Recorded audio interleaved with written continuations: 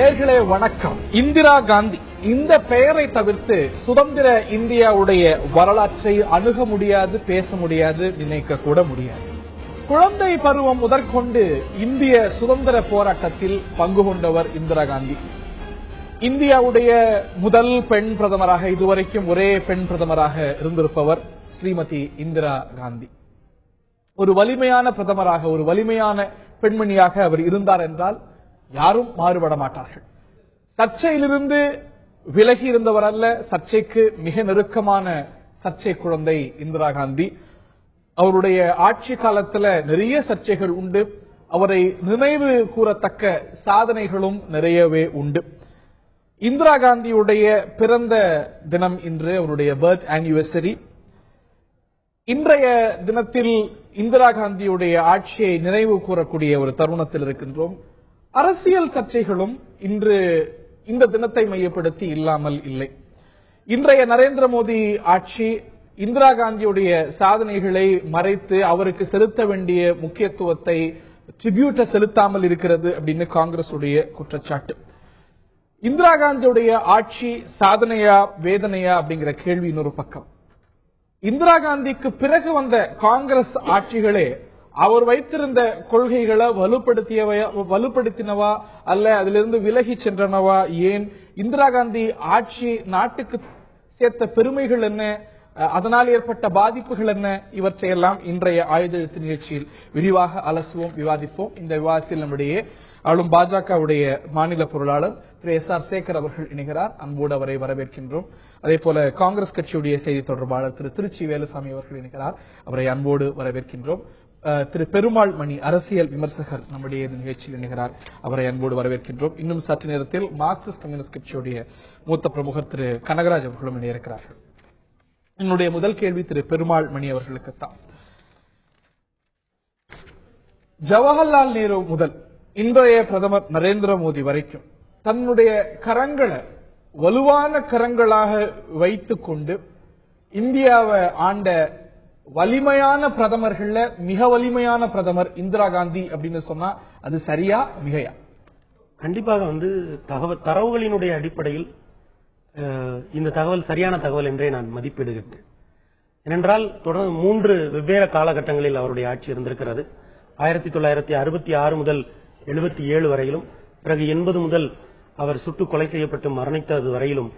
இந்த இடைப்பட்ட காலகட்டத்தில் இந்திரா வாஜ்பாய் அவர்களே ஒரு முறை பங்களாதேஷினுடைய போரின் பொழுது வர்ணித்ததை போல ஒரு இந்திய அரசியலுடைய ஒரு துர்கா அல்லது இந்திய அரசியல் பிம்பத்தினுடைய வாஜ்பாய் வர்ணித்தார் அப்படின்னு இன்றும் கூட நினைவு கூர்ந்திருக்கிறார் மன்மோகன் சிங்.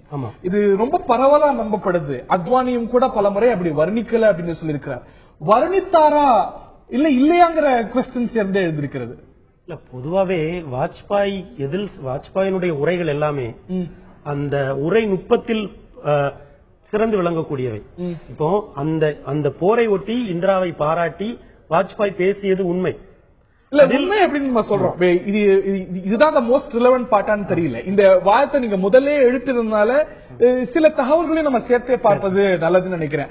அன்று முதல் இன்று வரைக்கும் வாஜ்பாயே ஸ்ரீமதி இந்திரா காந்தியை துர்கா என்று வர்ணித்தார் அப்படின்னு தான் நம்ம தொடர்ந்து சொல்றோம். ஊடகங்கள் அப்படிதான் ரிப்போர்ட் பண்ணிட்டு இருக்கு. பல அரசியல் தலைவர்கள், இன்னும் சொல்ல போனா பாஜக பல பிரமுகர்கள் அதை சொல்வது உண்டு. ஆனால் இது குறித்த வாஜ்பாய் அளித்திருக்கக்கூடிய விளக்கத்தையும் நம்ம பார்க்கிறது சரி நினைக்கிறேன். திரு வாஜ்பாய், இந்தியாவுடைய முன்னாள் பிரதமர், இந்திரா காந்தியை இந்த துர்கா என்று வர்ணித்தாரா? திரு வாஜ்பாய் இந்த ஒரு நிகழ்ச்சியில மிக தெளிவா சொல்றார், நான் இந்திரா காந்தியை துர்கான்னு சொன்னது இல்ல, ஆனால் நான் சொல்லப்பட்டதா தொடர்ந்து எழுதப்படுது, தொடர்ந்து சொல்லப்படுது, பலமுறை மறுப்பும் தெரிவிச்சிருக்கேன். ஆனா அதை தாண்டி நான் சொன்னதாத்தான் பதிவாகுது. அது நிரூபிக்க முடியாத ஒரு விஷயம். நான் இந்திரா காந்தியை துர்கான்னு சொல்றேன். வாஜ்பாயினுடைய பல உரைகள் இப்படி இது அவரே சொல்றதுனால இந்த தருணத்துல நாம அதை தான் எடுத்துக்கணும். ஆனால் வாஜ்பாயினுடைய ஒரு சிறப்பு என்னன்னா, அவருடைய பல உரைகள் இருபுறமும் பொருள் தக்கதா இருக்கும். இந்த வாஜ்பாய் சொல்றார், இந்திரா காந்தியுடைய பயோகிராபியில அவர் பத்தின ஒரு வாழ்க்கை குறிப்பில ஒரு மோஸ்ட் ரிலையபிளா கருதப்படக்கூடியது இந்திரா காந்தியுடைய தொழில் புப்புல் ஜெயக்கர் எழுதிய புத்தகம். வாஜ்பாய் சொல்றார், புப்புல் ஜெயக்கர் என்கிட்ட கேட்டார், நீங்க துர்கான்னு சொன்னீங்களா அப்படின்னு. நீங்க ஆய்வு செய்யுங்க, நிரூபிக்க முடியுமான்னு பாருங்க அப்படின்னா புப்புல் ஜெயக்கரை ஏற்றுக்கொண்டிருக்கக்கூடிய விஷயம் நான் அப்படி சொல்லலன்னு. This may not be the most relevant part of today's discussion. ஆனால் நான் அந்த வாஜ்பாயினுடைய பாகத்தை விட்டுவிட்டால், ஒரு துர்கா என்பது இந்திய மித்தாலஜியில் ஒரு வலிமையினுடைய சின்னமாக, ஒரு உக்ரத்தினுடைய சின்னமாக, அதுவும் அந்த பங்களாதேஷில் காளி என்பது, இன்றைக்கு மேற்கு வங்காளம் பங்களாதேஷில் காளி என்பது ஒரு பெண் வடிவத்தின் வலிமையான சக்தியாக வழிபடக்கூடிய இடத்திலிருந்து பார்த்தால், இந்திய அரசியலில் ஒரு வலிமையான துர்காவாகத்தான் இந்திரா விளங்கினார் என்றே நான் மதிப்பிடுகின்றேன். அது வெவ்வேறு காரணங்களால். ஒன்று, மிக குறிப்பாக 1973 ஆயில் கிரைசிஸை அவர் கையாண்ட விதம், பரவலாக பாராட்டப்படுகிற அண்டையல் நாடுகளுடான உறவை அவர் கையாண்ட விதம், இன்னமும் எனக்கு மிக நெருக்கமான அல்லது என் மனதிற்கு மிகவும் நெருக்கமான இலங்கை பிரச்சனையில் தமிழர்கள் இப்படி தாக்கப்பட்டுக் கொண்டிருப்பதை இந்தியா பார்த்துக் கொண்டு சும்மா இருக்காது என்று தைரியமாக அறிவித்த பிரதமர் என்கிற வகையிலே வலிமையான பிரதமராகத்தான் காட்சியிருக்கிறார். இந்தியாவினுடைய பெண்கள் ஒரு குடும்ப பாங்கான அல்லது மிகவும் மெல்லியல் என்கிற வடிவத்தில் இருந்து மிக வலிமையான ஒரு பிம்பமாக இந்தியா உருவானதால் ஒரு இந்திய பெண்மையினுடைய ஒரு சக்தி வாய்ந்த வடிவம் இந்திரா என்றே நான் மதிப்பிடுகிறேன். இன்னொரு தகவல் நான் பதிவு செய்ய விரும்புகிறேன். இந்திராவினுடைய அரசியல் கூறுகள், நிர்வாக கூறுகள் இன்றைக்கு வரைக்கும் இந்திய அரசியலில் தொடர்கிறது. இன்னொரு தகவல் என்னவென்றால், சுதந்திர போராட்டத்தில் பல உயரிய ஆளுமைகள் உருவானார்கள். போஸ்ட் இண்டிபெண்டன்ஸில் உருவான மிக முக்கியமான வலிமையான ஆளுமை இந்தியா என்பது இங்கே கவனத்தில் தவிர்க்க முடியாத ஆளுமை. அவருடைய இம்பாக்ட் இன்னி வரைக்கும் இருக்கு. நீங்கள் சொன்னது போல மறுக்க முடியாது. உலகத்துல பல நாடுகள் பெண்ணுரிமை எல்லாம் பத்தி பேசிட்டு இருக்க, அந்த நாடு ப்ராக்ரெசிவ் நேஷன்ஸ் அடையாளப்படுத்திய அந்த நாடுகளுக்கெல்லாம் பல ஆண்டுகளுக்கு முன்பு இந்தியா ஒரு பெண் பிரதமரை கொண்டிருந்தது நாம் எல்லாம் பெருமைப்படக்கூடிய ஒரு விஷயம். நான் திரு S.R. சேகர் அவர்கள்ட்ட தான் நான் கேட்க விரும்புறேன். இந்திரா காந்திக்கு வரலாற்றில் கிடைக்க வேண்டிய முக்கியத்துவம், இன்னும் சொல்ல போனா கிடைத்திருக்கக்கூடிய முக்கியத்துவம், இவற்றையெல்லாம் நரேந்திர மோடியுடைய இன்றைய அரசு குறைக்கிறது, அண்டர்மைன் செய்து அப்படிங்கிறது இன்று உங்கள் மீது வைக்கப்படக்கூடிய குற்றச்சாட்டு. இல்ல, எந்த வகையில அந்த குற்றச்சாட்டு சொல்லப்படுது? அண்டர்மைன்னா அது ஜெனரல் டேர்ம். எந்த வகையில? உதாரணத்துக்கு நாமெல்லாம் கொண்டாட, இன்னைக்கு அவர் மேல 1000 வித்தியாசங்கள் இருக்கலாம், but we have to celebrate. இன்னைக்கு பிரதமர் கூட ட்ரிபியூட் தெரிவித்திருக்கிறார். ஆனால் அது முக்கியத்துவம் குறைந்திருக்கிறதோ? வாஜ்பாய் கூட இந்திரா காந்தியுடைய இந்த சக்தி ஸ்தலுக்கு போய் ட்ரிபியூட் கொடுத்த வரலாறு நம்ம தொடர்ந்து பார்த்திருக்கோம். ஆனா நரேந்திர மோடி சென்ற ஆண்டு போகல, அந்த ரெஸ்பெக்ட இந்திரா காந்திக்கு கொடுக்கல. வல்லபாய் பட்டேல் மற்றொரு காங்கிரஸ் பிரமுகர், அவரை நீங்கள் தூக்கி வைத்து அவருக்கு கொடுக்கக்கூடிய முக்கியத்துவத்தை இந்தியாவுடைய ஒரு வலிமையான பெண் பிரதமராக இருந்திருக்கக்கூடிய இந்திரா காந்திக்கு இன்னும் சொல்ல போனா அந்த பெருமையை கொஞ்சம் கொஞ்சமா எடுக்கிறதுக்கான முயற்சி நீங்க செஞ்சுட்டு இல்ல. ஒரு இந்திய நாட்டினுடைய ஒரு பிரதமராக இருந்தவருக்கு உரிய மரியாதையோடு ட்விட்டர்ல அதுக்கான அவருடைய பிறந்த நாளைக்கு சொன்னா போதுமா? இல்ல, இப்ப நான் என்ன கேக்குறேன், சர்தார் வல்லபாய் பட்டேல் அவரும் காங்கிரஸ் பிரமுகர் தான், அவருடைய பிறந்த நாளைக்கு ஒரு பெரிய ஈவென்ட் நடத்துறீங்க, அதுக்கு ரன் ஃபார் யூனிட்டி, ஒற்றுமைக்காக ஓடுங்கள், பிரதமரே கலந்துக்கிறாரு. அவருக்கு கொடுக்கக்கூடிய முக்கியத்துவத்தை நிச்சயமா கொடுக்கப்படணும். பட்டேல் அவர்களுக்கு இந்தியாவுடைய இரும்பு மனிதன். அதே போல இந்தியாவுடைய இரும்பு பெண்மணிக்கு அந்த கிரெடிட்டை ஏன் நீங்க எடுக்கிறீங்க? ஜவஹர்லால் நேருக்கு ஏன் அந்த முக்கியத்துவத்தை கொடுக்கல? வை? அதாவது இந்திரா காந்திக்கு கொடுக்க வேண்டிய முக்கியத்துவத்தை நாம் கொடுக்கவில்லை. இந்திரா காந்திக்கு ஜவஹர்லால் நேருக்கு கொடுக்க வேண்டியது கொடுக்கலன்னு நீங்க சொல்றீங்க. ஆனா உண்மையில நாம் அதை செய்யவில்லை. உண்மையிலேயே செய்தது இந்திரா காந்தியும் ஜவஹர்லால் நேரும். எப்படின்னு கேட்டீங்கன்னா, நான் சொல்றேன் கேளுங்க. அதாவது 1947 இருந்து 2014 வரல 650க்கு மேல மத்திய மாநில அரசுகளுடைய ஸ்கீம்ஸ் பெயர் வைக்கப்பட்டிருக்கிறது. அந்த 650ல ஒரு 4 அல்லது 5, அதாவது குறிப்பாக இவரு அம்பேத்கருக்கு ஒரு 4, லால் பகதூர் சாஸ்திரிக்கு 1, மௌலானா அப்துல் கலாம் ஆசாத் பேர்ல இந்த கோட்டா பத்தி இவர் பேர்ல எவ்வளவு ஸ்கீம், அந்த கோட்டா நான் கேட்க விரும்பல. At least on the days of anniversaries இந்திய அரசு கொள்ள வேண்டிய பெருமையை, அவங்களுக்கு கொடுக்க வேண்டிய மரியாதையை செவனே செய்தாங்க. வாஜ்பாய் போனார் இந்திரா காந்தியோட நினைவகத்துக்கு, இந்த மாதிரியான ஸ்பெஷல் ஒகேஷன். நான் சொல்ல வருவது, பாரதிய ஜனதா கட்சி இந்திரா காந்திக்கு கொடுக்க வேண்டிய மரியாதையை கொடுக்கிறது. ஆனால் இந்திரா காங்கிரசும் அதற்கு முன்னால் ஆண்ட அந்த காங்கிரஸ் கட்சியும் இந்தியாவிலே சுதந்திர போராட்டத்திற்காக பாடுபட்டவர்கள். அவருடைய கட்சியிலே இந்திரா காந்திக்கு சமமாக, ஆனால் அவ்வளவு தூரத்துக்கு பாப்புலாரிட்டி இல்லாவிட்டாலும் கூட தியாகம் செய்த முன்னுரிமையில இருந்த பட்டாதி சீதாராமையிலிருந்து நேதாஜி சுபாஷ் சந்திரசேகரிலிருந்து ரவீந்திரநாத் தாகூரிலிருந்து அதற்கு பின்னாலே பாபு ஜெகஜீவன் ராம் வரை யாருக்குமே எந்த விதமான மரியாதையும் கொடுக்காமல் எந்த அதனால அவர்கள் தான் தரவில்லையே தவிர பாரதிய அவங்க பாபு ஜெகஜீவன் ராமுக்கு கொடுக்கல, அம்பேத்கருக்கு கொடுக்கல, பட்டேலுக்கு கொடுக்கல, அதனால நாங்க இந்திரா காந்திக்கு கொடுக்க மாட்டோம். 2004 வாஜ்பாயினுடைய ஆட்சி தோற்கடிக்கப்பட்டது.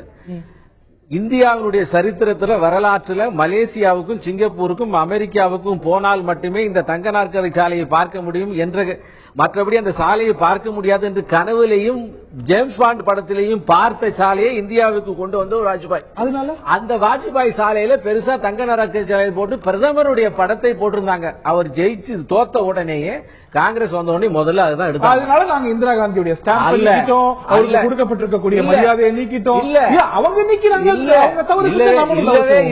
இல்லவே இல்ல.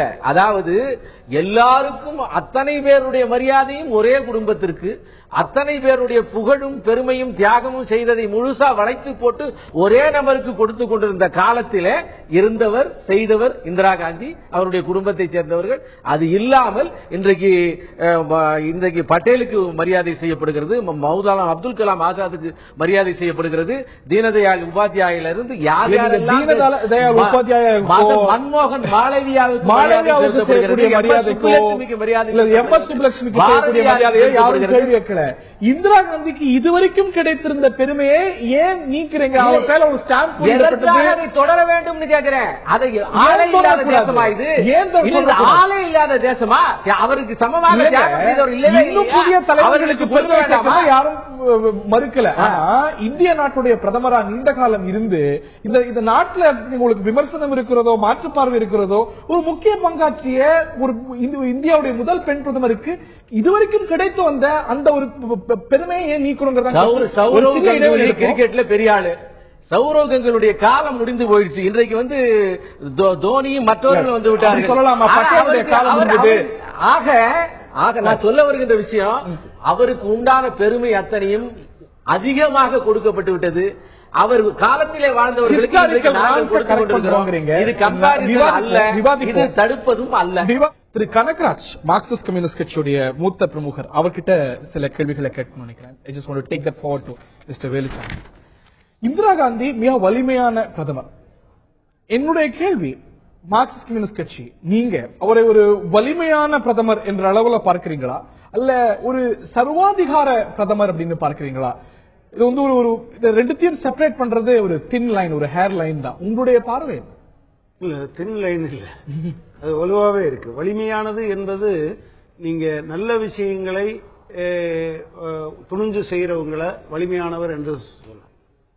நீங்க மோசமான விஷயங்களையும் இருந்தாலும் சரி, நல்ல விஷயமா இருந்தாலும் சரி, எது செய்யணும்னு அவங்க நினைக்கிறாங்களோ அதையெல்லாம் செஞ்சா, நீங்க ஜனநாயக உணர்வுகளை கணக்கில் எடுக்காம செஞ்சா அவங்கள நீங்க எதேச்சாதிகாரம். அந்த ஸ்ரீமதி இந்திரா காந்தியை ஒரு வலிமையான பிரதமரா பார்க்கிறீங்களா, ஒரு சர்வாதிகார பிரதமரா பார்க்கிறீங்களா? இல்ல, அவர் வலிமையானவராக ஆரம்பத்தில் சில விஷயங்களில் நடந்து கொண்டார் என்றாலும் கூட, அநேகமா இன்னைக்கு வர காங்கிரஸ் கட்சியில தேர்தல் நடக்காம இருக்கிறதுக்கு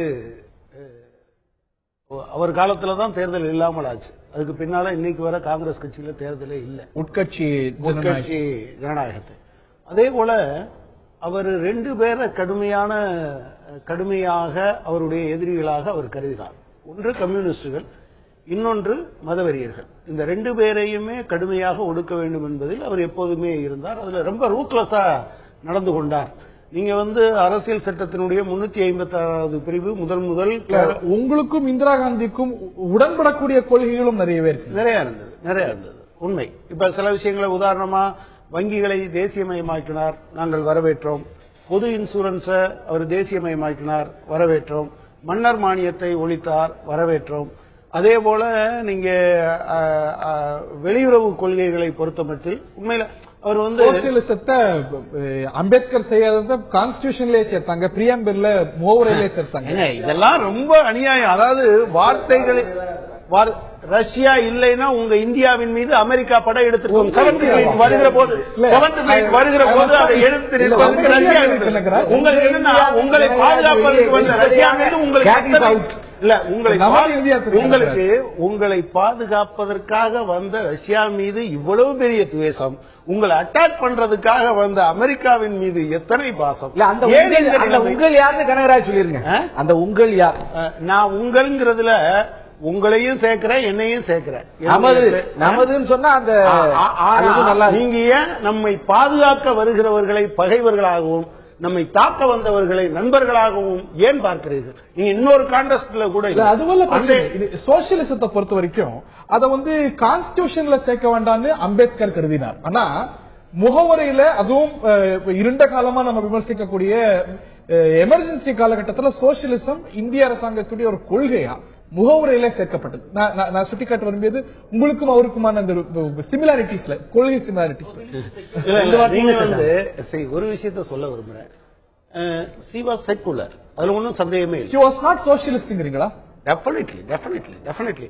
நீங்க 70கள் அதை ஒட்டிய காலத்தில் சோசியலிசம் என்கிற அவரை விட சோசியலிஸ்டா இருந்த வேற அவருக்கு அடுத்து வந்த பிரதமர் யார்?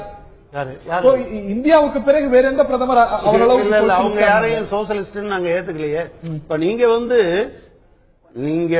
அன்றைக்கு இருந்த அன்னைக்கு ஏதாவது ஒரு கட்சி, அது ஈவன் பிஜேபி கூட அதுக்கு பின்னால தோணுனா கூட இந்த சோசியலிசம் என்கிற வார்த்தையை அவங்களால விட முடியாது. அதுக்கு பிரிஃபிக்ஸ் சஃபிக்ஸ் ஏதாவது சேர்த்துப்பாங்க. அயலுறவு கொள்கையை பொறுத்தளவுல ஒரு நான் அலைன் மூவ்மெண்ட்ல அவர் ரொம்ப சாக போற சமயத்துல தான் தலைமை பொறுப்புக்கு வந்தார் என்றாலும் கூட அதுல ஆக்டிவ் பார்ட்டிசிபேஷன் பண்ணாரு.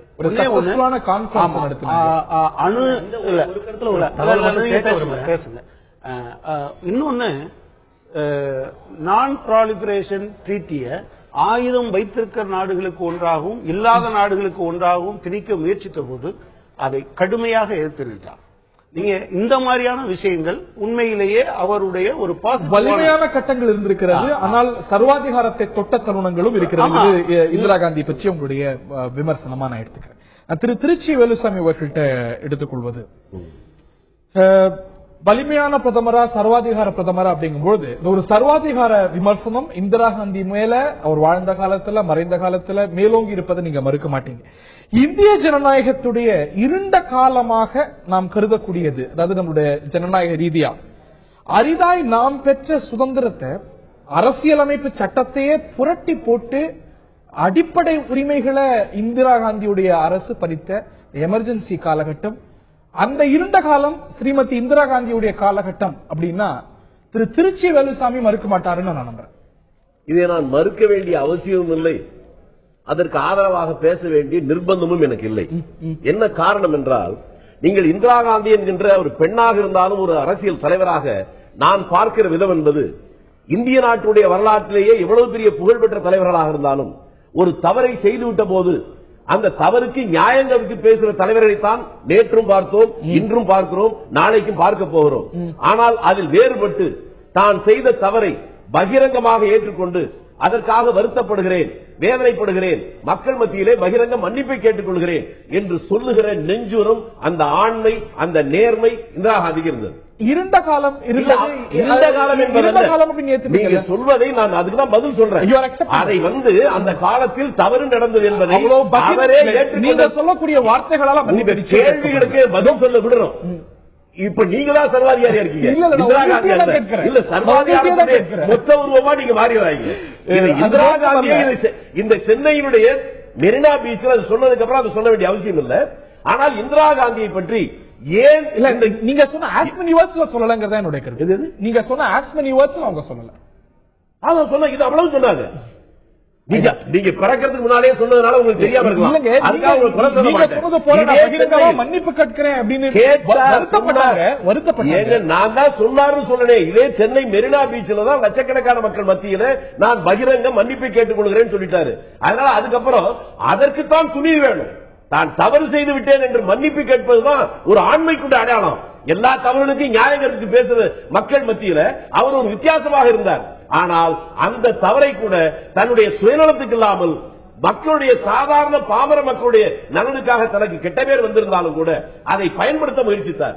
அதுல ஒரு அம்சம் தான் இன்னைக்கு வங்கியுடைய தேசிய எல்லாம் அப்படி வந்ததுதான். நான் சொல்ல விரும்புவது என்னன்றா, இப்ப நம்முடைய சகோதரர் சேகர் சொன்னார், வாஜ்பாய் அப்படி எல்லாம் பாராட்டல, நீங்கள் உன்னை காணொலி காட்சி மூலமா போட்டீங்க. அதே இன்னொன்னு சொல்றேன், நீங்க யாராவது மறுக்க முடியுமா? வாஜ்பாய் பிரதமராக இருந்த போது அவர் பகிரங்கமாக இந்திய நாடு சுதந்திரத்துக்கு பின்னாலே உண்ண உணவின்றி வழி இல்லாமல் தவித்த நேரத்தில் அதை மாற்றி இந்தியாவில் ஒரு மிகப்பெரிய பசுமை புரட்சியை உருவாக்கி இந்தியாவின் உணவு தேவையை தன்னிறைவு செய்த மகத்தான பெண்மணி இந்திரா காந்தி என்று அவர் சொன்னால் நீங்கள் யாராவது மறுக்க முடியுமா? அவர் சொன்னார், அந்த காரியத்தை செய்தவர். ஒரு நாட்டில் அடிப்படை 2 தேவை, ஒன்று பாதுகாப்பு, இன்னொன்று உண்ண உணவு, அதுக்கப்புறம் தான் மற்ற எல்லாமே. மன்னிப்பு கேட்டார் இந்திரா காந்தி, அவர் செய்தார். மன்னிப்பு கேட்டார் இந்திரா காந்தி அப்படின்னு நீங்க சொன்னீங்க. அந்த ஒரு வார்த்தையால் மறைந்து போகக்கூடிய அளவுக்கு சாதாரண விஷயமா இந்திய வரலாற்றுல அந்த எமர்ஜென்சி இல்ல. இனி வரைக்கும் கருப்பு ஒரு காலகட்டமா இருக்கு. அதை வந்து எதிர்த்து கடுமையா குரல் கொடுத்த நபர்கள்ல திருச்சி வேலுசாமி அவர்களும் மறுக்கவே இல்லையேங்க.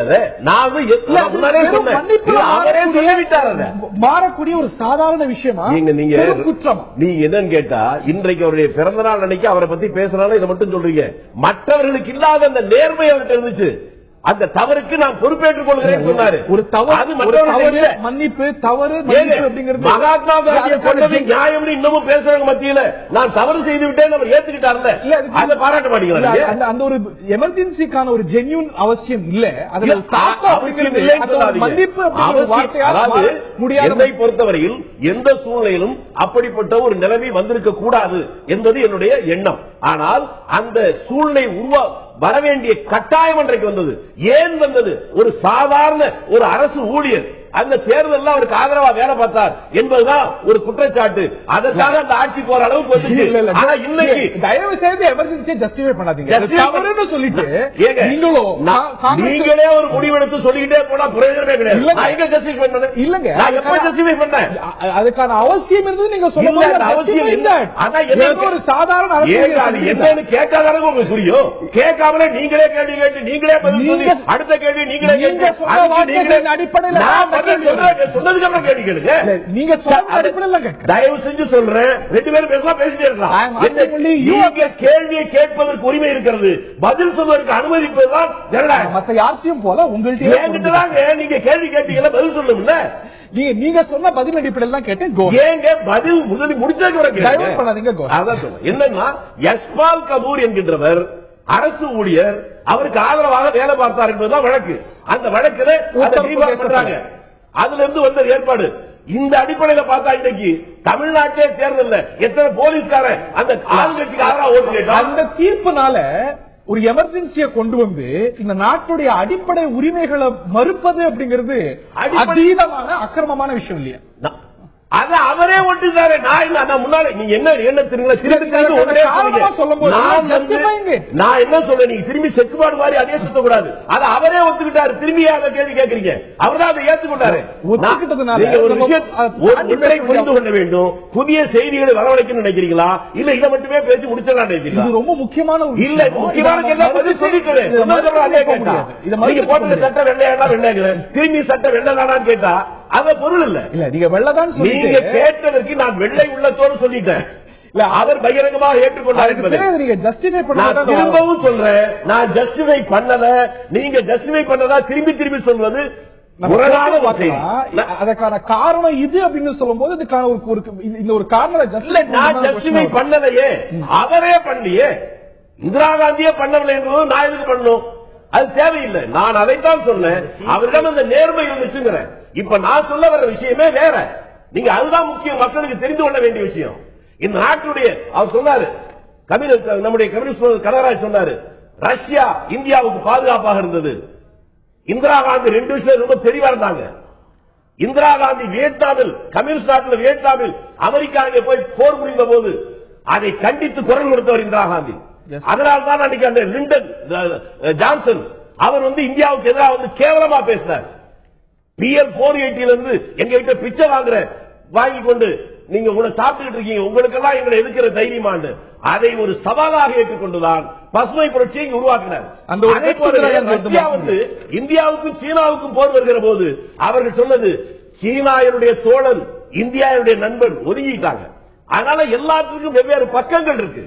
இந்திரா காந்தி என்கின்ற ஒரு பெண்மணி உலக அரங்கில் இந்தியா என்பது ஒரு சமாதானத்திற்குரிய நாடு என்று மட்டும் எல்லோரும் பார்த்து ஒரு பலவீனமான நாடு என்று நினைத்த போது உலகத்தில் இருக்கிற வல்லரசுகள் கூட வியந்து விழிகளை விழித்து பார்க்கிற ஒரு நிலைமையில் முதல்ல அணுகுண்ட வெடிச்சாரு. ஏன் அதுக்கு அமெரிக்கா எதிர்த்தாங்க. அதை நான் அப்படிதான் பண்ணுவேன். இப்படி பல காரியங்களை செய்தார். சொல்வது போல இந்த ஒரு ஃபாரின் அஃபேர்ஸ் ஃப்ரண்ட்ல அதற்கு முன்பு நேரு காலத்துல சில வீக்னஸ் எல்லாம் சுட்டி காட்டப்பட்டது போல அதையெல்லாம் மாற்றி இன்னைக்கு பல்வேறு ஃப்ரண்ட்ஸ்ல ஒரு ஒரு அதீதமான ஒரு வல்லமையை ஃபாரின் அஃபேர்ஸ் ஃப்ரண்ட்ல காட்டியவர் இந்திரா காந்தி நமக்கு. ஆமா, இப்ப என்னன்னா நேருவுக்கு வந்து உலக அரங்கில் ஒரு பெரிய ஸ்டேச்சர் இருந்தது. ஒரு ஃபர்ஸ்ட் டெமோக்ரஸி வந்து நேரு முன்னெடுத்துட்டு வராரு. ஏன்னா நமக்கு சுதந்திரத்தை கொடுத்துட்டே அவங்க என்ன சொன்னாங்கன்னா, நீங்க 2வது தேர்தலை நடத்திருங்க பாக்கலாம் அப்படின்னா இங்கிலாந்திலே கேலியும் கிண்டலுமா பேசிக்கிட்டாங்க.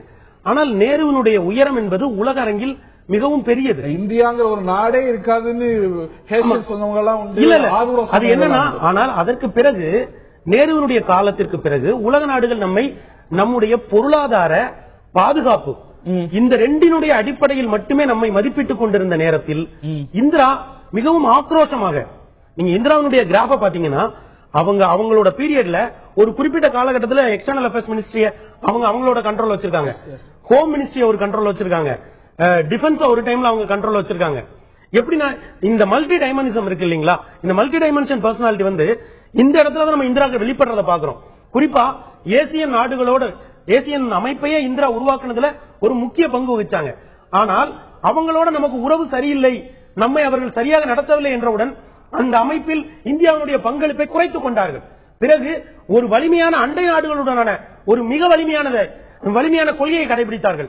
1975 சிக்கிமை இந்தியாவுடன் இணைத்த பொழுது சைனாவே அதிர்ந்து போய் பதிவு செய்த பதிவுகள் எல்லாமே இங்கே இருக்கிறது.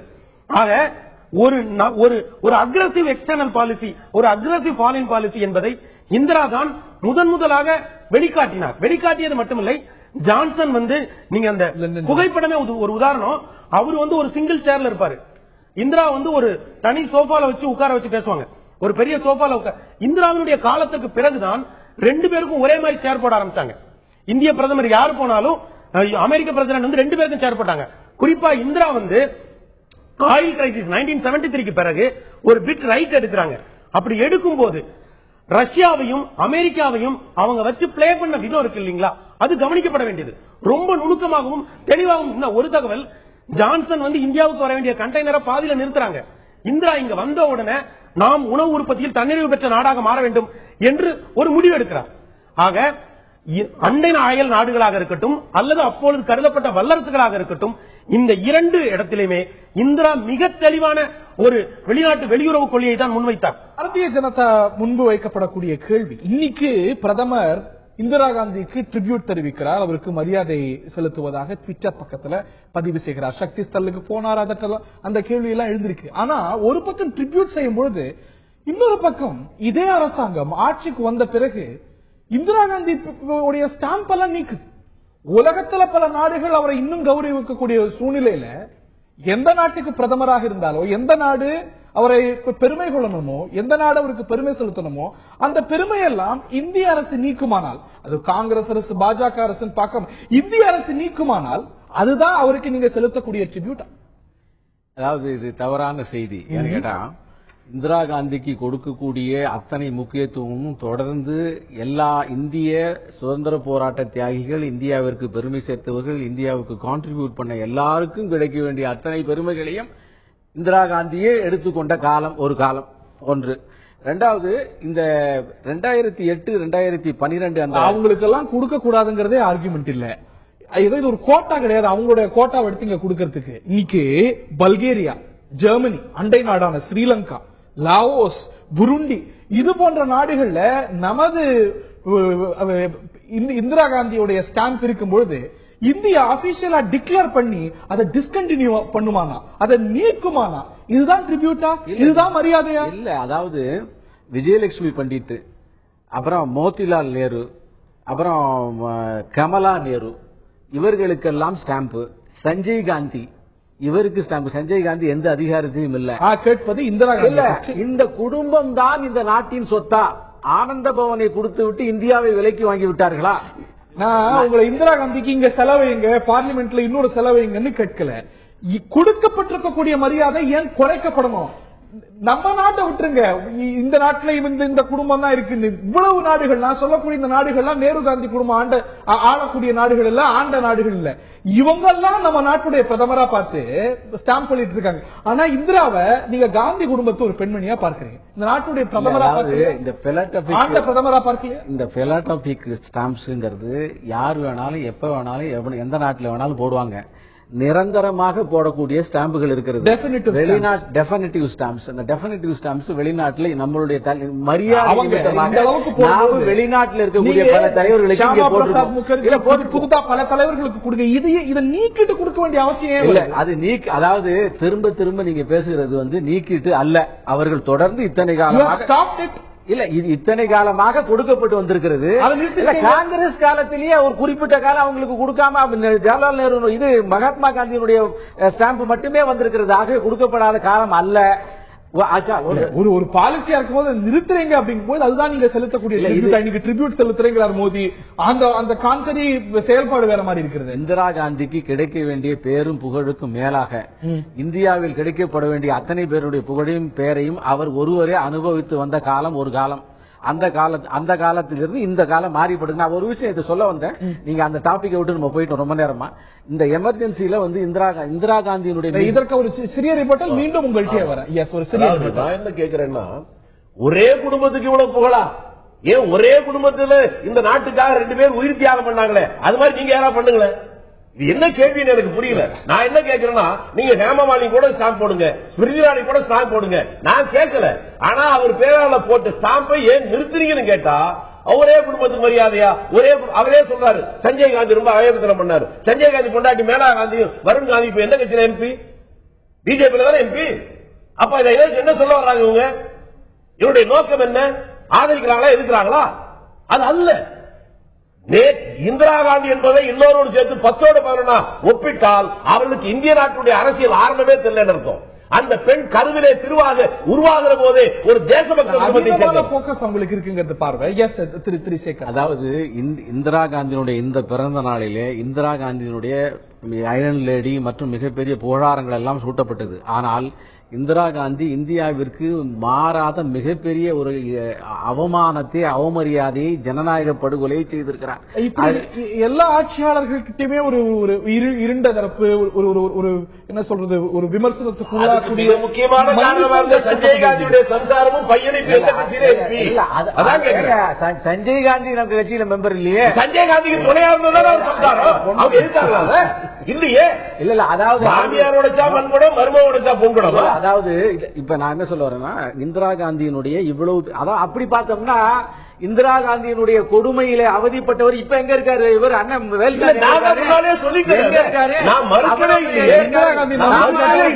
காமராஜருடைய வலதுகரமாக இருந்தவர். காமராஜ் சாவதற்கு காரணமாக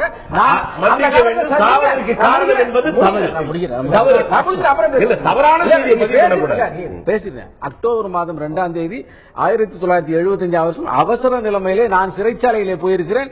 1976 டிசம்பர் மாதம் 15ஆம் தேதி மதுரையிலே ஜெயந்துபுரத்திலே நான் அரெஸ்ட் ஆகி உள்ள போயிருக்கேன். அது 2வது விஷயம். ஆனால் 1975 அக்டோபர் மாதம் 2ஆம் தேதி காந்தி ஜெயந்தி அன்னைக்கு வினோபாவையும் மற்றவர்களும் விடுதலை செய்யப்படுவார் என்கின்ற செய்தி காமராஜருக்கு சொல்லப்பட்டு அவசர நிலைமை வாபஸ் வாங்கப்படும் என்ற செய்தி சொல்லப்படுகின்ற போது, அது நடைபெறாமல் போகின்ற போது அதனால் ஏற்பட்ட மன உளைச்சலிலே அவர் உயிர் விருந்தார். அந்த சுஜேதா திருமலானி நான் சொல்ல வரேன், நான் சொல்ல வந்த விஷயம் அந்த கட்சியில இருக்கக்கூடிய இவர் இப்ப வந்து இந்த சஞ்சய் காந்தி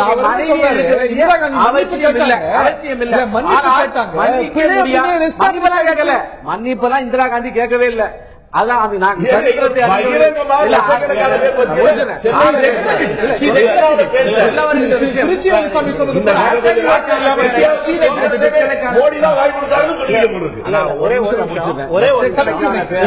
லட்சக்கணக்கான பேரை சிறைச்சாலைக்கு அனுப்பித்து 21 மாத காலம் இந்தியாவில் ஜனநாயகமே இல்லாமல் செய்து இவர் சொன்னார், தனக்காக எதுவும் செய்து கொள்ள வந்து தனக்கு பதவி போய்விட்ட பிறகு அந்த எமர்ஜென்சியை டிக்ளேர் பண்ணி அதுக்கப்புறம் அரசியல் சட்டமே மாற்றப்பட்டு அதுக்கப்புறம் தான் சுப்ரீம் கோர்ட்ல எமர்ஜென்சியை கொண்டு வரக்கூடிய வல்ல சக்திகள் மிகப்பெரிய அது மட்டும் இல்ல இன்னைக்கு ஆக்டிவா இருக்குது.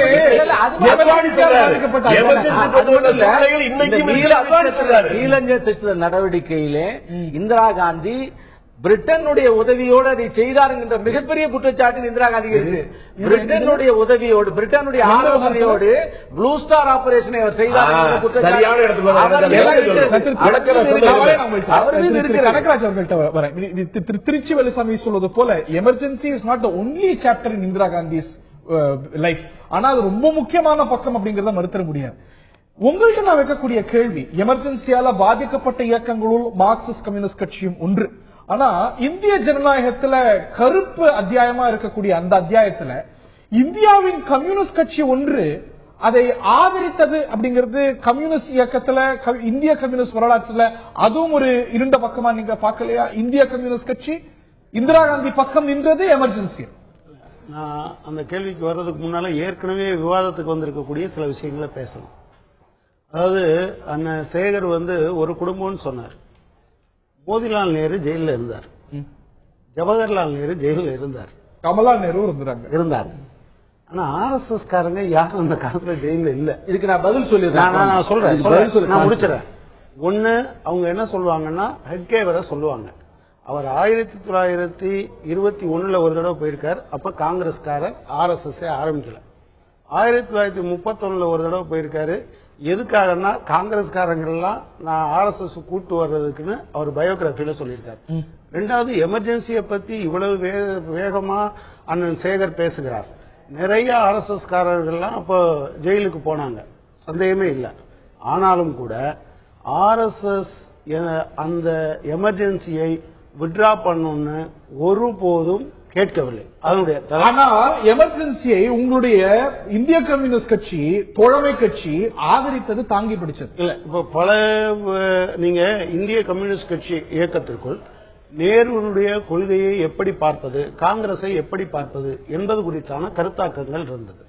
அந்த கரு மாதிரி பார்க்கலாம், நேரு ஒரு மாதிரி பார்க்கலாம். இந்த நாட்டுடைய அடிப்படை உரிமைகள் ஒடுக்கப்படும் போது அது எவ்வளவு மாதிரி பார்க்க இல்ல. அதுக்கு பின்னால அவங்க அந்த நிலைப்பாட்டில் இருந்து மாறிக்கொண்டார்கள். தவறு என்று எமர்ஜென்சி எல்லாம் முடிஞ்ச பிறகு நீங்க தேர்தல் கூட்டணியா இருக்கிறாங்க. இல்ல இல்ல, நான் என்ன சொல்ல விரும்புறேன்னா, நீங்க இந்திய கம்யூனிஸ்ட் இயக்கத்திற்குடைய பல்வேறு பிரிவுகள் இருக்கு. ஒவ்வொரு பிரிவும் எடுத்திருக்கக்கூடிய அது என்ன நியாயத்தின் அடிப்படையில் எடுத்தாங்கன்னு என்கிட்ட கொண்டு சேர்க்கிறது ஒரு கட்டாயம் கருப்பு அத்தியாயம். அதை அப்படி செய்திருக்க கூடாது, சிபிஐ அதை ஆதரித்திருக்க கூடாது என்று மார்க்சிஸ்ட் கட்சியும் அதை அந்த காலத்திலேயே விமர்சித்திருக்கிறது. அது ஒரு அம்சம். ரெண்டாவது, நீங்க வெறும் அந்த எமர்ஜென்சி மட்டுமல்ல இந்திரா காந்தி, நீங்க அதுக்கு முன்னால 59 EMS நம்பூதிரிபாடு அமைச்சரவையை கலைக்க வேண்டும் என்பதில் அவர்தான் முன் நின்றார். உலகத்திலேயே உருவான பேலட் மூலமா ஜனநாயக பூர்வமா உருவான கம்யூனிஸ்ட் அரசாங்கம் கலைக்கப்பட்டது. அதுல இந்திரா காந்தி பங்கு. அவர் நேரு அதை அவ்வளவு ஈஸியா ஏற்றுக்கொள்ள. ஆனா திரும்ப திரும்ப இவருடைய பிரஷர் தான் இருந்தது. அதே போல மேற்கு வங்காளத்தில் நடைபெற்ற அரை பாசிச ஆட்சி என்பது கிட்டத்தட்ட எங்க ஆட்கள் 3000 பேரை அந்த காலத்துல கொன்னாங்க. இதெல்லாம் நடந்தது. அவருடைய கட்சிக்குள்ள வருகிற நெருக்கடியை தான் சொல்லுகிற வேட்பாளரையே டிசோன் பண்றவரெல்லாம் இருந்தார். நீங்க ஒரு தலைவரை நீங்க யாரா இருந்தாலும் அவங்களை அசஸ் பண்ணும்போது அவங்களுடைய பாசிட்டிவ் என்ன நெகட்டிவ் என்னன்னு பார்க்கணும். இதெல்லாம் இவருக்கு இந்த அத்தாரிட்டேரியன் டெண்டன்சி என்பது ரைட் ஃப்ரம் த பிகினிங் அவருக்குள்ள இருந்தது என்பதனுடைய உச்சபட்சம் தான் நீங்க எமர்ஜென்சி. திரு சேகர் குறுக்கிடுவீங்க கமிட்டி. நான் அண்ணன் கனகராஜுக்கு சில விஷயங்கள் சொல்றேன். அவர் கரெக்டாவே சொல்லிட்டாரு. நான் அதுக்கு பதில் சொல்லிடுவேங்கிறது அவருக்கு தெரிஞ்சதுனாலையும் விஷயம் கொஞ்சம் தெரிஞ்சதுனாலையும் சொல்லிட்டாரு. 1921 டாக்டர் ஹெட்கேவார் அவர்கள் ஓராண்டு காலம் கடுங்காவல் தண்டனை போயிருக்காரு. 1925 தான் ஆர்எஸ்எஸ் ஆரம்பிக்கப்பட்டது. ஆர்எஸ்எஸ் 1925 இருந்து கிட்டத்தட்ட 1950 வரையிலும் மிக மிக மிகச்சிறிய இயக்கம். ஊருக்கு 2 பேர் 3 பேர் தென்னிந்தியாவில் கிடையவே கிடையாது. அந்த சூழ்நிலையில ராஜகுரு சுகதேவ் இப்படிப்பட்ட மிகப்பெரிய தீவிரவாதிகள் அரசாங்கத்தை எதிர்த்து கடுமையாக போராடியவர்கள். இவர்களுக்கு 1 மாத காலம் அவருடைய வீட்டில் அடைக்கலம் கொடுத்திருக்கிறார் டாக்டர் ஹெட்கேவார். அது மட்டுமல்லாமல் அபினவ் பாரத் என்கின்ற மிகப்பெரிய இயக்கம் பிரிட்டிஷ்காரனுக்கு ஆதரவாக இருந்த இயக்கத்திலே அவர் இருந்திருக்கிறார்.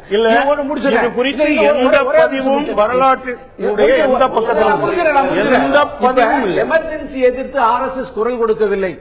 இந்தியாவிலே எமர்ஜென்சியை எதிர்த்து அத்தனை கட்சிகளும் ஏதாவது ஒரு போராட்டம் நடத்துவதற்கு காரணமாக இருந்தது சொன்னால் அண்டர் கிரவுண்ட் இயக்கத்தில் முழுக்க RSS இருந்தது. இவர்களுடைய இடதுசாரிகள் முதற்கொண்டு திராவிட முன்னேற்ற கழகம் வரை அத்தனை பேரும் வீட்டிலே பதுங்கி இருந்த காலத்திலே போய் பர்சனலாக பார்த்து அவர்களுக்கு போராட்டம் என்கிற ஜெயபிரகாஷ் நாராயணனுடைய பத்திரிகை அடித்து கொடுத்து அவர்களை இணைத்த முன்னேற்ற கழகத்தினுடைய அனந்த நம்பியார், உங்களுடைய அனந்த நம்பியாரோடு மேடை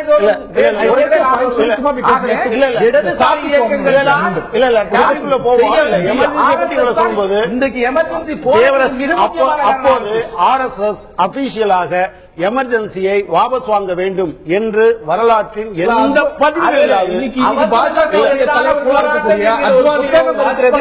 அதுல 21 மாத காலங்கள் எவ்வளவு பேர் போராடினார்கள் அதெல்லாம் இருக்கு. இல்ல நீங்க வாபஸ் வாங்கன்னு ஒருவரும்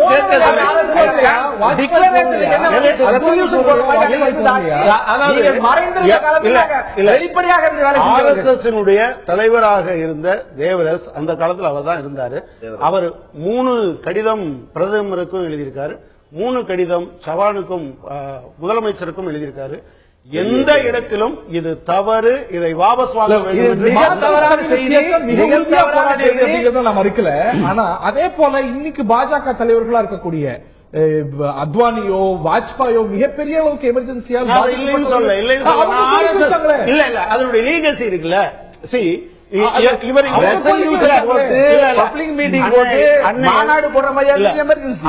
அண்ணன் SR சேகர் ஜெயில இருந்தது மாதிரி இந்தியாவில் நிறைய RSS காரர்கள் சிறைச்சாலைக்குள் போனார்கள் என்பதும் உண்மை.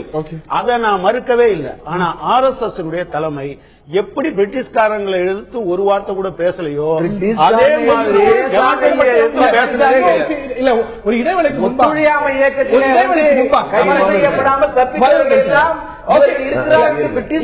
சொல்லிக் கொடுத்தவர்கள் இருந்துட்டார்கள். இன்னும் ஒரு பினாமினல் மட்டும் உங்கள்கிட்ட கேட்டுட்டு இடைவெளி எடுக்கணும்னு நினைக்கிறேன். எமர்ஜென்சிக்கு பிறகு இந்திரா காந்தி கால் ஃபார் பண்ண அந்த தேர்தல்ல நாடு முழுவதும் அவருக்கு மிகப்பெரிய எதிர்ப்பு இருந்தது. ஆனால் தமிழகம் இந்திரா காந்தி கூட்டணியை ஆதரித்தது. அந்த பினாமினன் எப்படி பார்க்கிறீங்க? இதுல ரொம்ப முக்கியமான கேள்வின்னு நான் பாக்குறேன். ஏன்னா எமர்ஜென்சியால யாரெல்லாம் பயன் பெற்றார்கள், எமர்ஜென்சியால யாரெல்லாம் பாதிக்கப்பட்டார்கள். இப்போ ஒரு எமர்ஜென்சி 1975 நடந்த பிறகு இப்ப அதை பத்தி ஒரு ஸ்டடி வந்திருக்கு. நீங்க எமர்ஜென்சிக்கு பிறகு புதிய புதிய அரசியல் சக்திகள் எல்லாமே எழுந்து வந்தன. இந்தியா முழுக்கமே எழுந்து வந்திருக்கு. இன்னைக்கு பீகார்ல இருக்கக்கூடிய நிதிஷ், லல்லு இவர்களே எமர்ஜென்சிக்கு பிறகு எழுந்து வந்தவர்கள் தான். எமர்ஜென்சிக்கு பிறகுதான் ஜன்சங் என்பது அந்த வேக்கும்ல தான் பாரதிய ஜனதா எழுந்து வருகிறது. ஆனால் எமர்ஜென்சியில தீவிரமான பாதிப்புக்கு உள்ளான இயக்கங்கள்ல ஒன்று திராவிட முன்னேற்ற கழகம் என்கிற கருத்தில் 2 எமர்ஜென்சியில் அவர்கள் கடுமையாக ஒடுக்கப்பட்டார்கள்.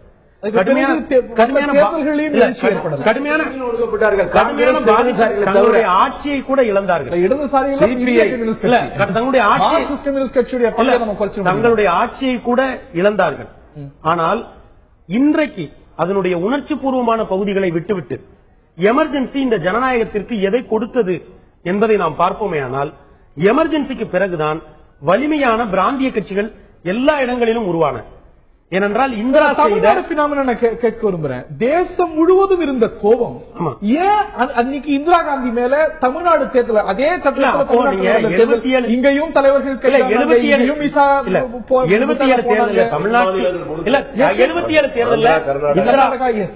தேர்தல் நான் ஒரு ஃபேக்டாவே சொல்றேன். 77 தேர்தல்ல இந்திரா 153 தொகுதிகளை ஜெயிக்கிறாங்க. அந்த 153 தொகுதிகள்ல 92 தொகுதிகள் தென் மாநிலங்களிலிருந்து வந்த தொகுதிகள் தான்.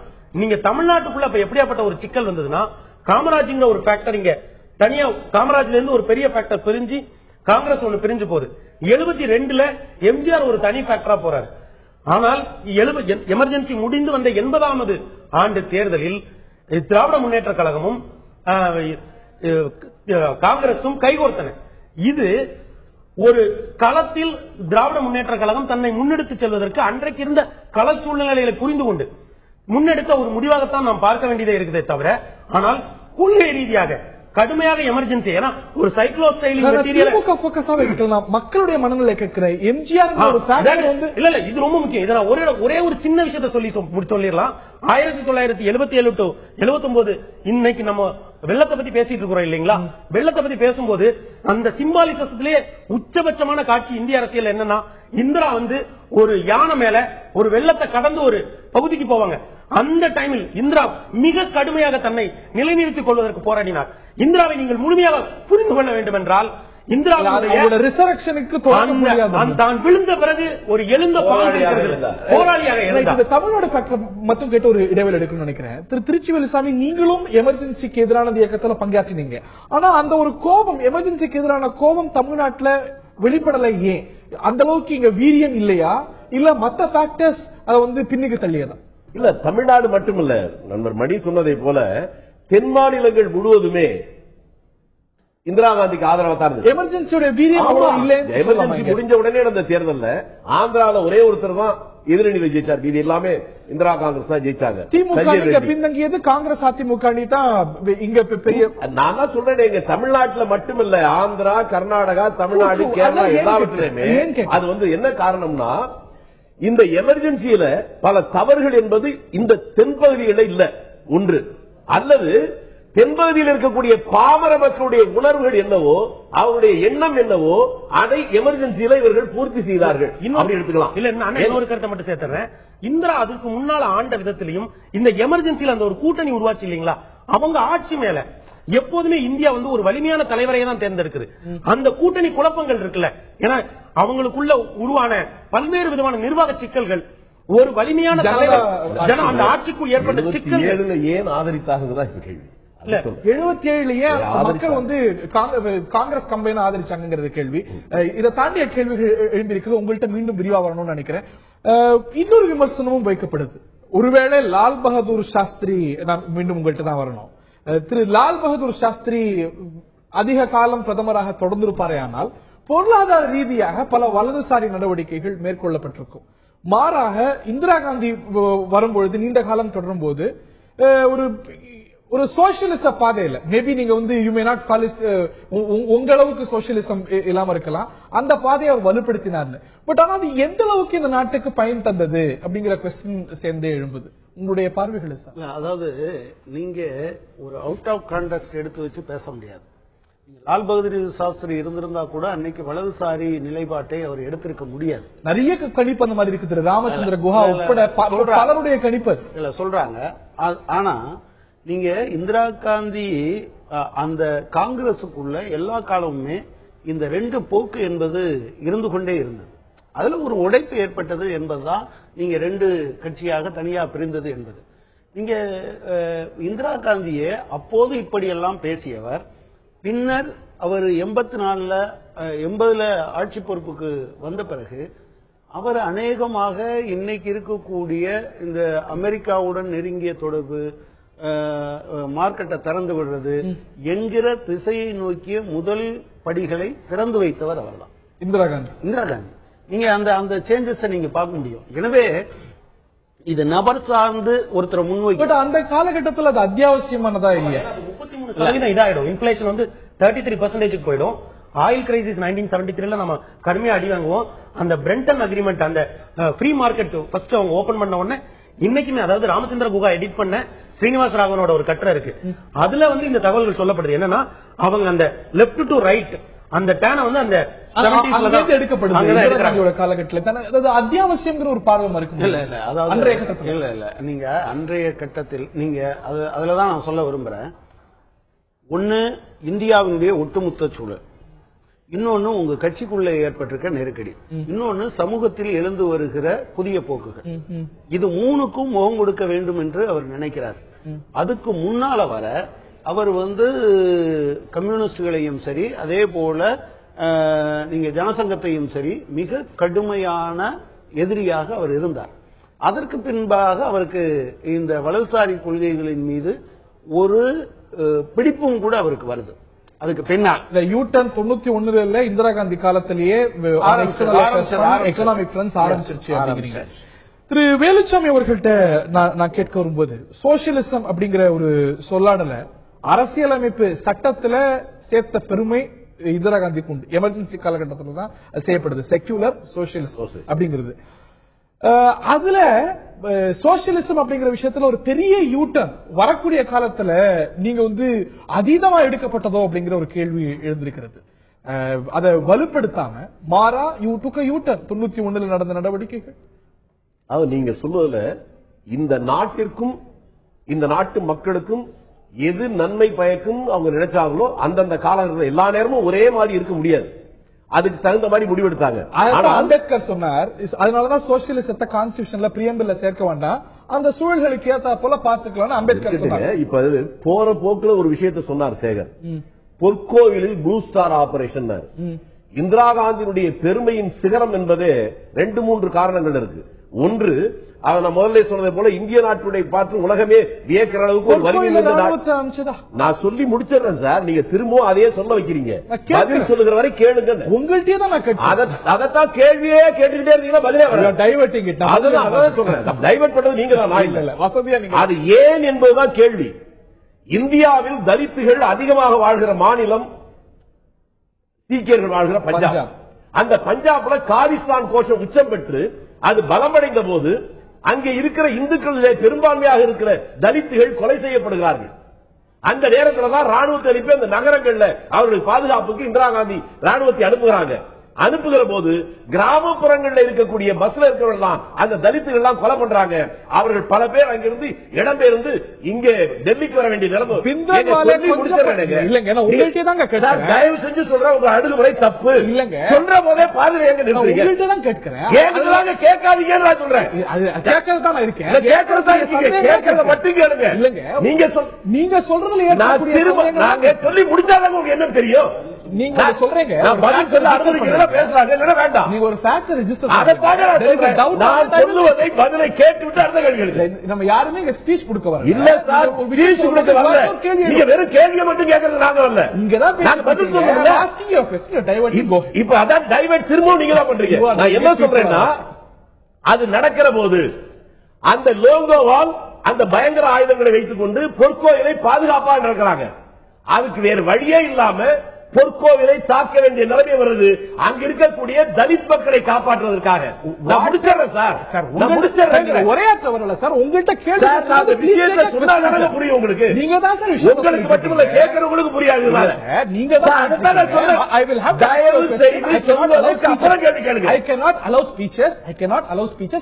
நீங்க அலோவ் பண்றது நீங்க ஒன்னும் சர்வாதிகாரிகள். மன்னிக்கணும், நான் என்ன சொல்றேன் கேட்டு அப்புறம் கேட்டுங்க. உங்கள்கிட்ட அதைத்தான் நான் சொல்றேன். சொன்னாதான் உங்களுக்கு புரியும், மற்றவங்களுக்கு தெரியும். நான் அதைத்தான் தலித்துகளை காப்பாற்றுவதற்கு அந்த முடிவெடுக்கிற போது அவர்கிட்ட கேட்கப்பட்டது, இது உங்களுக்கு உயிருக்கே பாதுகாப்பு இல்லாத நிலைமை வரலான்னு. அப்படி இருந்தாலும் பரவாயில்லை, என் உயிர் போனாலும் பரவாயில்ல, என்னுடைய கடைசி சொட்டு ரத்தம் இந்த மண்ணில் சிந்தினாலும் இந்த நாட்டு மக்களுடைய நன்மைக்காக ஒற்றுமைக்காக என்று சொன்னாரு. அந்த நேரத்தில் ஒரு சீக்கியரால் இந்திரா காந்தி கொலை செய்யப்பட்ட போது பஞ்சாபிலே அங்கிருந்து குடிபெயர்ந்த தலித்துகளை தூண்டிவிட்டு சீக்கியர்கள் மீது பாய வைத்து அந்த பழியை காங்கிரஸ் மீது போட்டது திரைமறைவில் இருந்த RSS சன் பரிவார அமைப்புகள் தான். Sir, whatever the cases Bhindranwale UK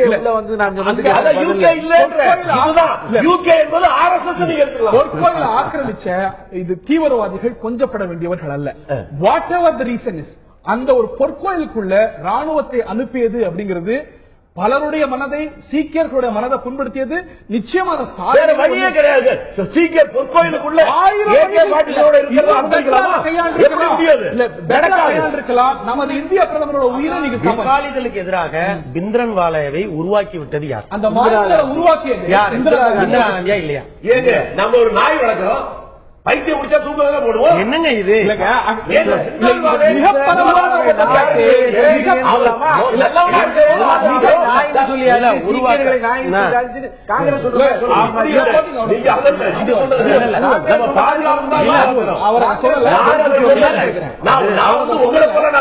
திரு வேலுசாமி அந்த ஒரு சிச்சுவேஷனை இன்னும் பெட்டரா கையாண்டிருக்கலாம், ராணுவத்தை அனுப்பாம கையாண்டிருக்கலாம். அவ்வளவு முடியாது என்பதுதான். ஏனென்றால் பொற்கோயிலுக்குள்ள எல்லா ஆயுதங்களை வைத்துக் கொண்டு அதை ஒரு ஆயுத கிடங்காக பயன்படுத்துகிற போது வேறு வழி இல்லை. நம்ம அதாவது இப்ப நம்ம ரெண்டு விதமா பார்க்க வேண்டியதா இருக்கு. ஒண்ணு வந்து அந்த செயல்பாடு, ரெண்டாவது அதனுடைய நோக்கம். இப்ப அந்த சுந்தர்ஜி தான் வந்து அந்த அதனுடைய ஆபரேஷனை வந்து இது பண்றாரு. சேகர் குப்தா வந்து அதை ரொம்ப க்ளோஸா வந்து இது பண்ணிருக்காரு. எனக்கு நைட் எல்லாம் புல்லட் சவுண்ட் கேட்டுட்டே இருந்தேன். ஆனால் அந்த செயல்பாடு இவங்க பூட்ஸ் கால், இன்னைக்குமே சீக்கியர்கள் என்ன சொல்றாங்க, அகாலி அமைப்புக்கு எதிராக பிந்திரன்வாலாவை இவங்க உருவாக்குறாங்க. நிரன்காரி ட்ரஸ்ட் அமைப்புன்னு ஒண்ணு இருக்கு. இந்த 3 பேருக்கும் உள்ள வார்ல பிந்திரன்வாலே ஒரு அக்ரெசிவான ஆயுத வழியை எடுக்கிறாரு. அப்ப பிந்திரன்வாலாவை எலிமினேட் பண்ண வேண்டியது அவசியம்ன்றாங்க. அவங்க தனி நாடு காலிஸ்தான்ங்கிற பேரெல்லாம் தனி நாடு கேட்க ஆரம்பிக்கும் போது இப்ப பிரச்சனை என்னன்னா, இவங்க வந்து பொற்கோவிலுக்குள் ராணுவம் தன்னுடைய உடையோடு, தன்னுடைய மரபான உடையோடு போகலாம் என்று ஒரு தைரியமான முடிவு எடுத்தார். அது இந்தியாவை ஒருங்கிணைப்பதற்கான முடிவு என்பதில் எந்த சந்தேகமும் இல்லை. அது இந்தியாவினுடைய வலிமையை பறைசாற்றுவது. ஆனால் அண்ணன் சொல்லுவது போன்ற இன்னொரு கருத்து இருக்கு இல்லீங்களா?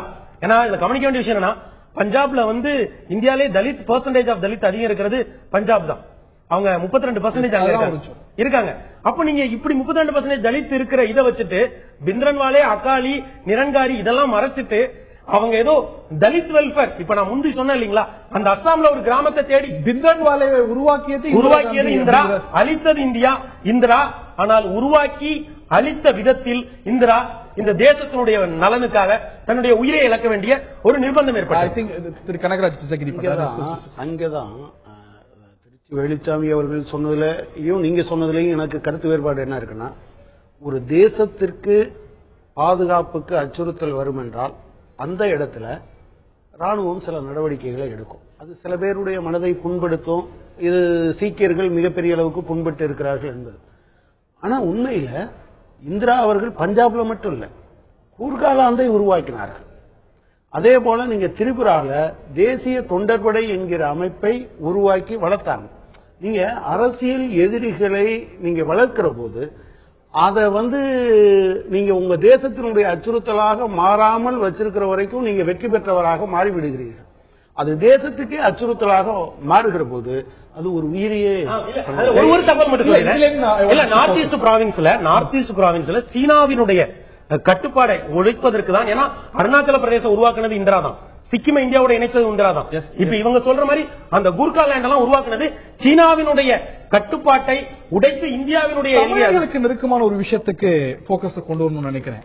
தமிழீழ விஷயத்துல தமிழர்களுக்கு ஆதரவா ஒரு நிலைய இவ்வளவு கடுமையா உறுதியா எடுத்த ஒரே இந்திய பிரதமர், கடைசி இந்திய பிரதமர் ஸ்ரீமதி இந்திரா காந்தி என்கின்ற பதத்தையே பாராளுமன்றத்திலே சொன்னார். எப்போ? தமிழ்நாட்டு மக்கள் சொன்னதுக்கு முன்பாகவே சில ஆயிரம் தமிழர்கள் அழிக்கப்பட்ட. ஆனால் இன்றைய காங்கிரஸ் கட்சி பல லட்சம் தமிழர்கள் 2009 அழிக்கப்பட்ட போது அந்த பதத்தை பயன்படுத்த தயங்கியது ஏன்?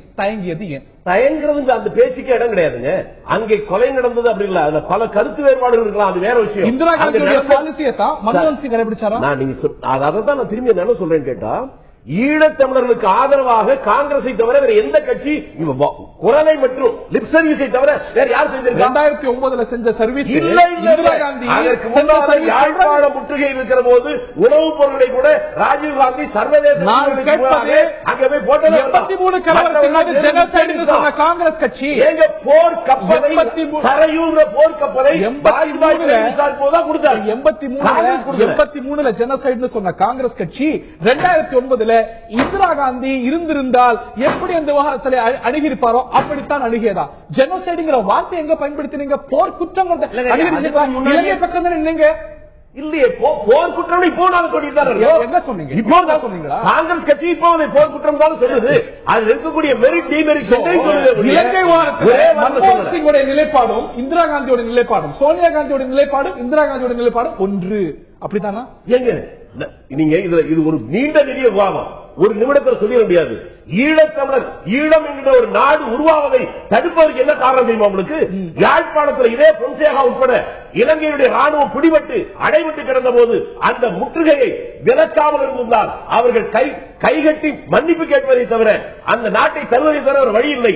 அந்த நேரத்தில் தமிழ்நாட்டை சேர்ந்த ஜனா கிருஷ்ணமூர்த்தி அனுப்பி நீங்கள் அந்த முற்றுகை விலக்காவிட்டால் உங்கள் மீது போர் தொடுப்போம் என்று வாஜ்பாய் பிரதமர் சொன்னாரா இல்லையா?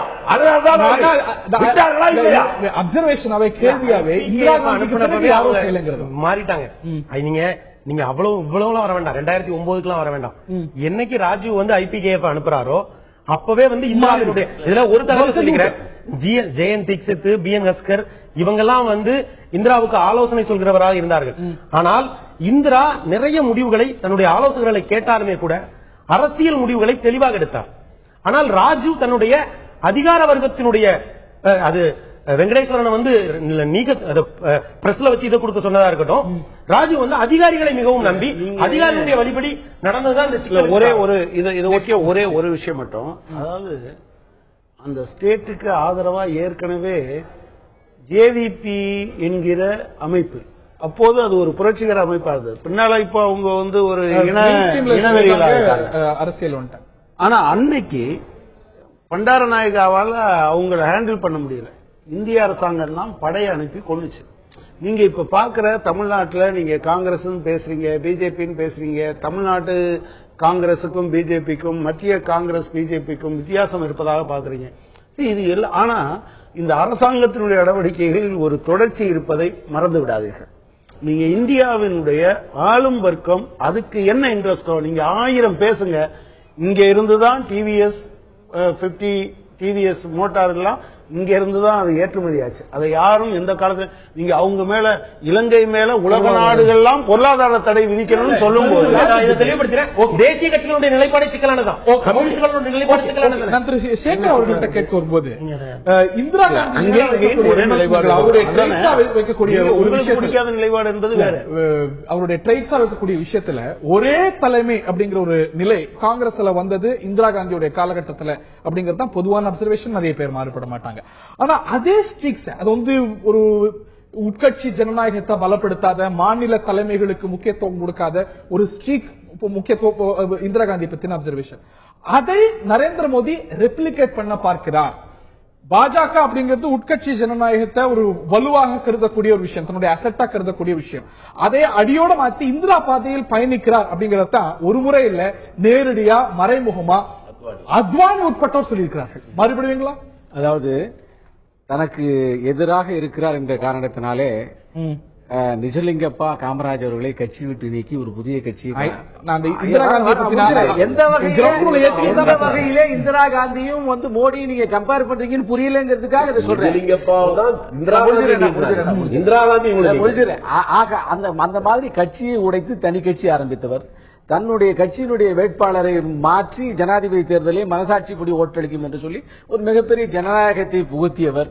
அதற்கு பின்னாலே எமர்ஜென்சியை கொண்டு வருகின்ற போது யாரையும் கேட்காமல் அவர் ஜனாதிபதி அதுக்கு முன்னால கையெழுத்து போறார். அந்த கிரவுண்ட் ரூல் இந்தியாவே மாநில தலைவர்கள் உட்கட்சி ஜனநாயகம் வலுப்படுத்தாதவர் அப்படிங்கிற விமர்சனத்தை ஏத்துக்கிட்டு அவங்கள்ட்ட அந்த வகையிலே மோடியை நீங்க எப்படி கம்பேர் பண்ணுவீங்க? ஏன்னா காங்கிரஸ்ல வந்து இந்திராவுக்கு பின்னாலே தான் தேர்தலே. மாநில தலைமைகளுக்கு முக்கியத்துவம் கொடுக்கக்கூடிய கட்சியா, உட்கட்சியில இந்த டிசென்ட மதிக்கக்கூடிய கட்சியா, ஏற்றுக்கொள்ளக்கூடிய கட்சியா, கன்சென்சஸ் மதிக்கக்கூடிய கட்சியா தான் நீங்க அடையாளப்பட்டிருக்கீங்க. ஆனா அந்த நிலை போய்விட்டது. ஒரு சிலர்கள் தான் இன்னைக்கு வந்து கையில் அதிகாரத்தை வச்சிட்டு இருக்காங்க, அவங்கள மையப்படுத்தி தான் இருக்குன்னு திரு அத்வானி சொல்கிறார்.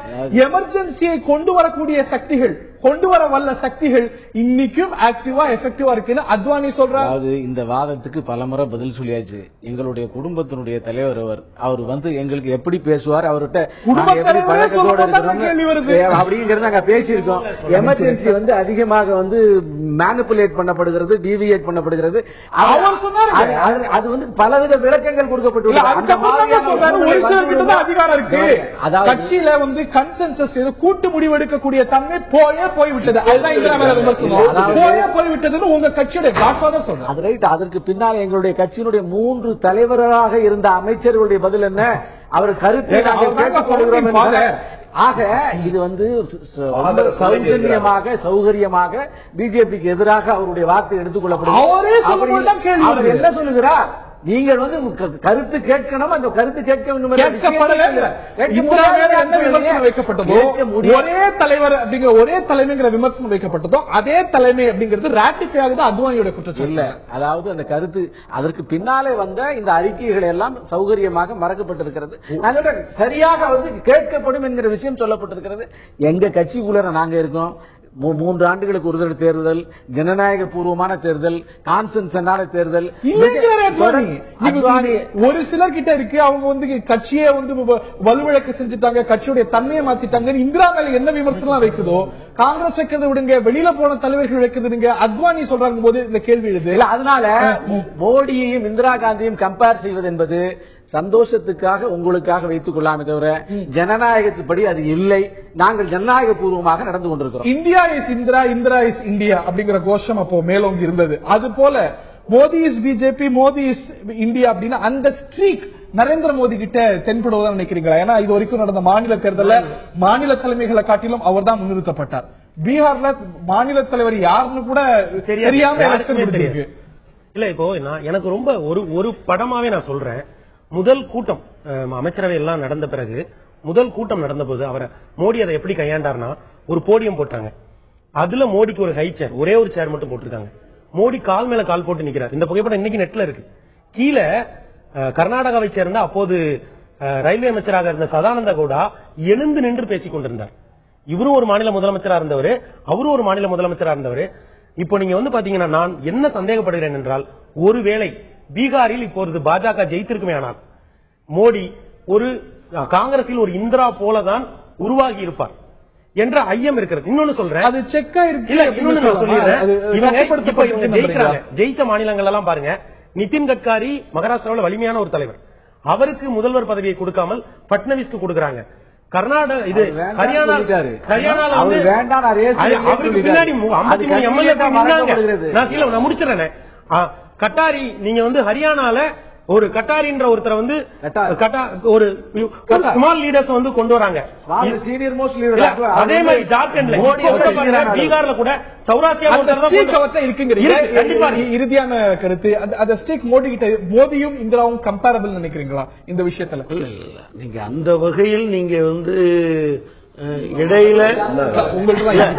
இடையில பலவீனமான தலைவர்கள் பல பேர் வந்துட்டதுனால, அதாவது இந்திரா வந்து ரைட் ஃப்ரம் த பிகினிங் ஒரு பொலிட்டிக்கல் எலிமெண்டாவே இருந்தார்.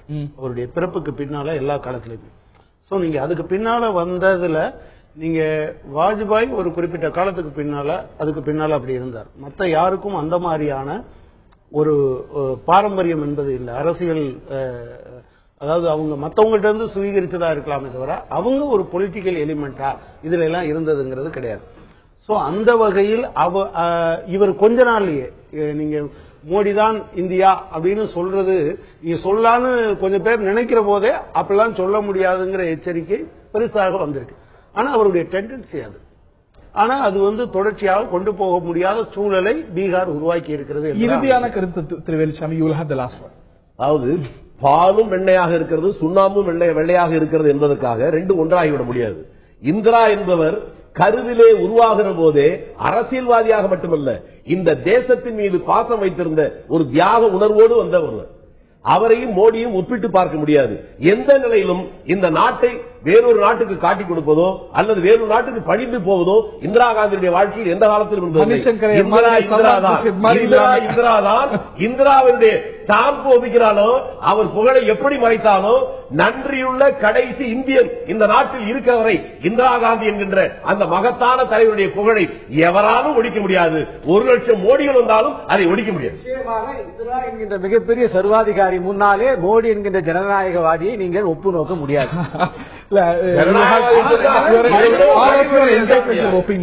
இந்திரா காந்தி நிச்சயமாக இன்னைக்கு இந்திய வரலாற்றில் தவிர்க்க முடியாத ஒரு மாபெரும் சக்தி, ஒரு இரும்பு பெண்மணி, மாற்றுக்கருத்தில்லை. விமர்சனமும் சர்ச்சையும் அவரிடமிருந்து விலகியதில்லை. அவர் செய்த சாதனைகள் நாம் எல்லாம் பெருமைப்படக்கூடிய ஒரு தேசமாக நாம் பெருமைப்படக்கூடிய சாதனைகள். ஒட்டுமொத்த தேசமும் அரசியல் வேறுபாடுகளுக்கு அப்பாற்பட்டு சாதனை பெற்று பெருமையோடு அந்த நினைவு கூர்ந்த சாதனைகள் நிறைய இருக்கின்றன. பங்களாதேஷ் யுத்தம், இந்த மாதிரி நிறைய சொல்லலாம். சர்ச்சைக்குரிய பக்கங்களும், இன்னும் சொல்ல போனால் எமர்ஜென்சி போன்ற கருப்பு பக்கங்களும் இல்லாமல் இல்லை. உலகத்தில் வெவ்வேறு பார்வைகள் கொண்ட, ரெண்டு பக்கமும் கொண்ட அரசியல் தலைவர்கள் தான் எல்லாருமே. அதுபோல சாதனைகள் வேதனைகள் ரெண்டுமே இந்திரா காந்தியுடைய ஆட்சியில இருந்திருக்கின்றன என்பதில் மாற்றுக்கிறது. நிகழ்ச்சியில பங்கு பெற்ற விருந்தினர்கள் நால்வருக்கும், பார்த்த நேர்களுக்கும் நன்றி, வணக்கம்.